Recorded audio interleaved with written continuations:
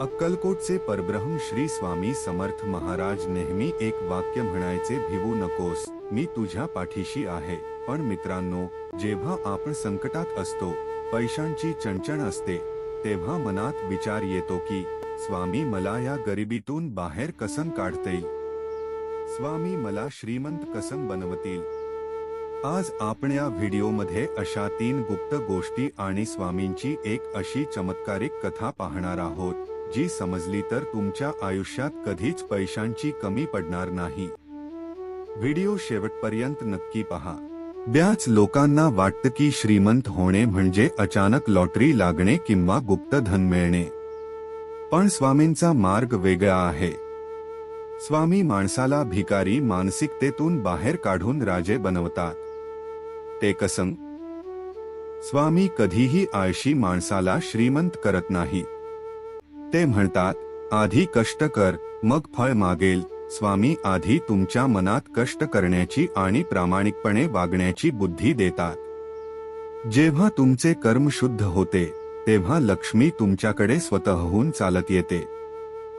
माणूस सत्य माझ्याकडे काहीच नाही, मी गरीब आहे असं रडत राहतो, त्याला स्वामी कधीच श्रीमंत करत नाही. स्वामी आधी तुमच्यात कृतज्ञता, ग्रॅटिट्यूड निर्माण करतात. जे आहे त्यात समाधानी राहून पुढे जाण्याची ताकद देतात. अक्कलकोटमध्ये रामदास नावाचा एक अत्यंत प्रामाणिक पण गरीब विणकर राहत होता. तो दिवसरात्र कष्ट करायचा, कापड विणायचा, पण त्याला मिळणारे पैसे घर चालवण्यासाठीही पुरेसे नसायचे. त्याची पत्नी आणि लहान मुलगा अनेकदा उपाशी पोटी झोपायचे. रामदास रोज अक्कलकोटच्या वडाच्या झाडाखाली जाऊन स्वामींचे दर्शन घ्यायचा. तो कधीच स्वामींकडे तक्रार करायचा नाही, पण त्याच्या डोळ्यांतील अश्रू स्वामींना सर्व काही सांगून जायचे. एक दिवस रामदास पूर्णपणे खचला. सावकाराचे कर्ज वाढले होते आणि घरात अन्नाचा कणही नव्हता. तो स्वामींच्या चरणाशी गेला आणि मनात म्हणाला, स्वामी, तुम्ही तर जगाचे पालनकर्ते आहात, मग माझ्याच नशिबात ही गरिबी का? नेमके त्याच वेळी स्वामींनी रामदासाकडे पाहिले. स्वामींचे ते तेजस्वी डोळे रामदासाच्या आत्म्यात झाकून पाहत होते. स्वामी कडक आवाजात ओरडले, अरे मूर्खा, तू स्वतःला गरीब समजतोस. तुझ्याकडे जे आहे ते या जगातल्या कोणत्याही राजाकडे नाही. रामदास घाबरला. त्याला वाटले की त्याची काहीतरी चूक झाली. तो हात जोडून उभा राहिला. स्वामींनी त्याला जवळ बोलावले आणि त्याच्या हातात एक साधा, जुना आणि सुकलेला नारळ, श्रीफळ दिला आणि म्हणाले, जा, हा तुझा खजिना आहे. याला जपून ठेव आणि उद्या सकाळी गावातल्या सगळ्यात श्रीमंत माणसाकडे जा.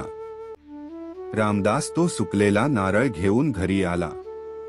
त्याची पत्नी म्हणाली, स्वामींनी आपल्याला केवळ एक नारळ दिला, याने आपले कर्ज कसे फिटणार? पण रामदासाचा स्वामींवर अथांग विश्वास होता.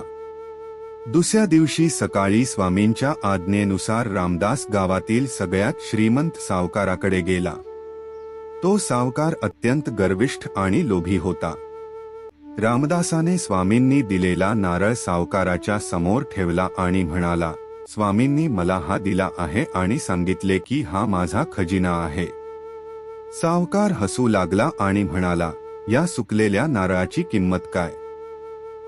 हा कसला खजिना? सावकाराने तो नारळ फेकून देण्याचा प्रयत्न केला, पण जसा त्याचा हात नारळाला लागला, त्याला एक चमत्कार जाणवला.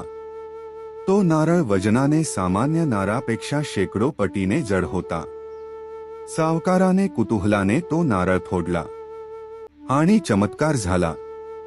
त्या सुकलेल्या नारळाच्या आतून कोणतीही पांढरी चव नव्हती, तर चक्क चमकणारे हिरे आणि मौल्यवान रत्ने बाहेर पडली. सावकार थक्क झाला. रामदासाच्या डोळ्यांतून अश्रू वाहू लागले. स्वामींनी एका क्षणात त्याची गरिबी नष्ट केली होती. रामदासाने सावकाराचे सर्व कर्ज फेडले आणि उरलेल्या रत्नांमधून स्वतःचा मोठा व्यवसाय सुरू केला. काहीच महिन्यात रामदास गावातील अत्यंत श्रीमंत व्यक्ती बनला. आता रामदासाकडे बंगला होता, नोकरचाकर होते अफाट पैसा होता. पण काही दिवसांनी रामदासाच्या लक्षात आले की पैसा आल्यानंतरही त्याच्या मनातील शांतता हरवली आहे.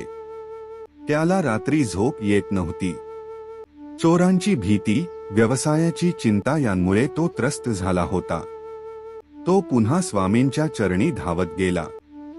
तो स्वामींच्या पाया पडला आणि म्हणाला, स्वामी, तुम्ही मला पैशाने श्रीमंत केले, पण माझी मनाची शांती हिरावून घेतली.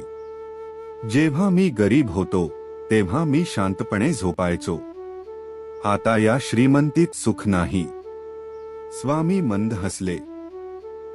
त्यांनी रामदासाच्या डोक्यावर हात ठेवला आणि अत्यंत प्रेमाने म्हणाले, वत्सा, मी तुला आधीच सांगितले होते की तुझ्याकडे जे आहे ते राजाकडेही नाही. तो विणकर असतानाचा तुझा प्रामाणिकपणा, तुझा संयम आणि तुझा माझ्यावरचा विश्वास, हीच तुझी खरी श्रीमंती होती. पैशाने गरजा भागतात, पण मनाचे सुख केवळ समाधानाने आणि नामस्मरणाने मिळते. हा पैसा तुझा नाही, हा गरजू लोकांचा आहे. संपत्तीचा उपयोग अहंकार वाढवण्यासाठी नाही, तर सेवा करण्यासाठी कर. रामदासाचे डोळे उघडले. त्याने आपल्या संपत्तीचा मोठा हिस्सा गरिबांसाठी, अन्नछत्रांसाठी आणि गरजू भक्तांसाठी खर्च करायला सुरुवात केली. जेव्हा त्याने संपत्तीचा त्याग आणि सेवा करायला सुरुवात केली, तेव्हा त्याला पुन्हा तेच परमसुख आणि मनःशांती मिळाली. तर भक्तांनो, स्वामी समर्थ आपल्याला श्रीमंत कसे बनवतात? पहिली श्रीमंती, ते आपल्या बुद्धीला योग्य मार्ग दाखवून आपल्या कष्टाचे फळ देतात. दुसरी श्रीमंती, ते आपल्याला संकटांशी लढण्याची ताकद देतात. तिसरी आणि सर्वात मोठी श्रीमंती, ते आपल्याला समाधान देतात, जे जगातल्या कोणत्याही पैशाने विकत घेता येत नाही. त्यामुळे स्वामींकडे कधीही केवळ पैसा मागू नका. स्वामींकडे त्यांचा आशीर्वाद मागा, कारण ज्याच्या पाठीवर स्वामींचा हात असतो, तो या संपूर्ण ब्रह्मांडातील सर्वात श्रीमंत व्यक्ती असतो. बोला, श्री स्वामी समर्थ महाराज की जय.